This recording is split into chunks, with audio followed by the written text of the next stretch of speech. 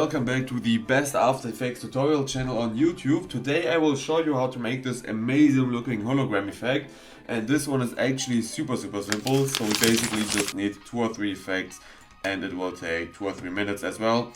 So I'd say let's just go right into it so you can use that on your projects and improve your visuals.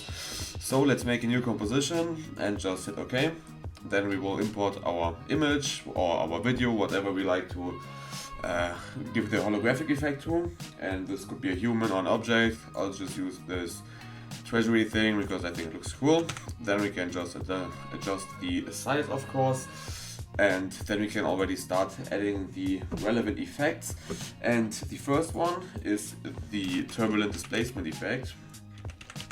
So we can just add this one, and then we'll see it will be a bit wobbly, and we have to adjust the settings so it will look not that strong. But yeah, we can just look what we took in here, and yeah, so let's give it the amount something like 20 and the size something like 30. And now we can see it is a bit displaced, but it doesn't move. So let's just go to the beginning of our composition, or whenever you want this to start, and put in a keyframe at offset and evolution, and then go to the end and just increase the offset a little bit and also the evolution, and as you can see it will start to move a bit. So this will give us this nice holographic effect where it's a bit distorted, just like you can imagine. And yeah, okay, now the next most crucial effect is the Venetian blinds effect, which is actually a transition, but yeah, we can just adjust it.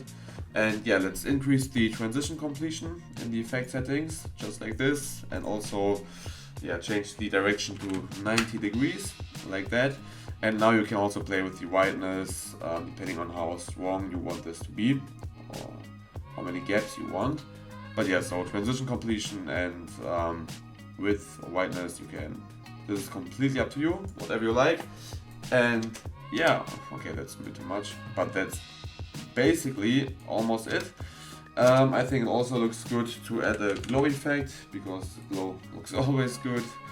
And here we just have to increase the radius, just like that, and we can also play with the intensity, but that's completely up to you. I think the default setting looked quite good. And yeah, basically that's it. If you want to learn how to make these light rays that come from below, like in the example, I will link you a separate tutorial where you can simply learn how to do this. But yeah, that's it for the holographic effect. I hope you enjoyed this one, and see you next time.